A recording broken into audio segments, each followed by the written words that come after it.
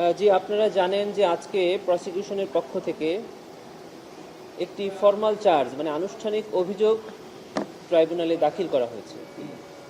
এটি আমরা ট্রাইব্যুনাল 2 এর বরাবর দাখিল করেছি। এখানে একজন আসামি, তিনি জনাব হাসানুল হক ইনু। প্রসিকিউশনের পক্ষ থেকে তার বিরুদ্ধে 8টি অভিযোগ আনা হয়েছে।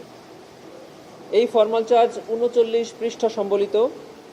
এখানে মোট 4টি ভলিউমে 1679 পৃষ্ঠার ডকুমেন্টারি এভিডেন্স আমরা দাখিল করেছি। 20 জন সাক্ষীর তালিকা আমরা দিয়েছি। অডিও ডকুমেন্টারি 3টি এবং ভিডিও ডকুমেন্ট 6টি। এরকম একটা কম্পাইলেশন আমরা ট্রাইব্যুনালে দাখিল করেছি। আজকে ট্রাইব্যুনাল 2 এ এই ফর্মাল চার্জের উপরে শুনানি হবে।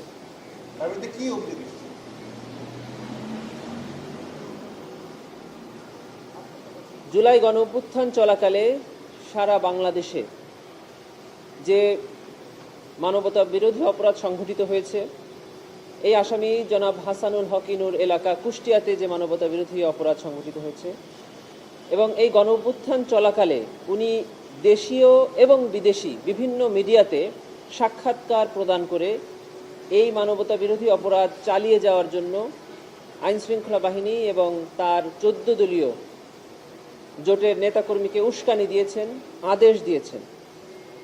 এই অভিযোগগুলো আনা হয়েছে।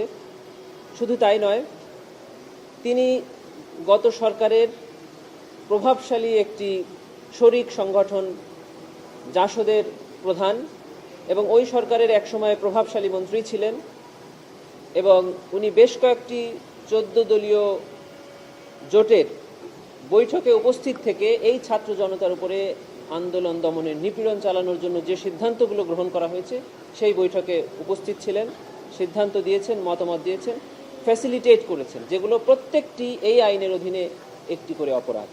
সেই সকল অভিযোগ প্রসিকিউশনের পক্ষ থেকে ট্রাইব্যুনালে দাখিল করা হয়েছে। অপরাধের ঘটনাস্থল হিসেবে মুম্বাইকে এখানে একমাত্র আসামি জনাব হাসানুল হক ইনু। ঘটনাস্থল বাংলাদেশের বিভিন্ন জায়গা, গোটা বাংলাদেশে এখানে ঘটনাস্থল, তার মধ্যে কুষ্টিয়া একটা আছে।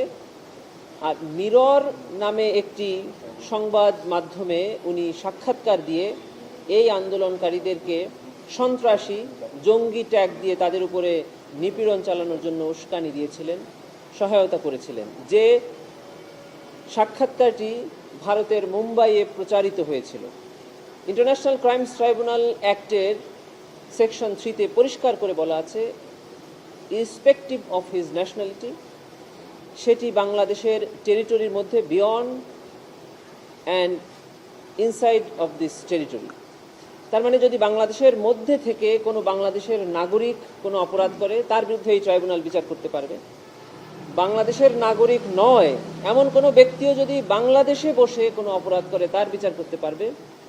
এবং বাংলাদেশের নাগরিক পৃথিবীর যে কোনো জায়গায় গিয়েই যদি বাংলাদেশে কোনো মানবতা বিরোধী অপরাধ পরিচালনায় ইনসিস্ট করে, অ্যাবেট করে, ফ্যাসিলিটেট করে, তবে তার বিচারও বাংলাদেশে করতে পারবে এই ট্রাইব্যুনাল। সে কারণেই জনাব হাসানুল হক ইনু মুম্বাইয়ে দি মিরর নামে একটা সংবাদে তিনি যে সাক্ষাৎকার দিয়েছেন, সেটিও এই ট্রাইব্যুনালের বিচার্য মর্মে প্রসিকিউশন ফর্মাল চার্জে উল্লেখ করেছে। এটি শেখ হাসিনার সাথে এবং তৎকালীন সরকারের প্রভাবশালী ব্যক্তিদের সাথে তিনি ফ্যাসিলিটেট করে এই বাংলাদেশের টোটাল 1400 মানুষকে হত্যা এবং 25,000 মানুষকে আহত করার অভিযোগই তার বিরুদ্ধে আনা হয়েছে।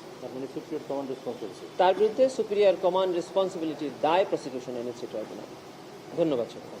দৈনিক বাংলাদেশ মিডিয়া, সত্যের সন্ধানে সারাক্ষণ।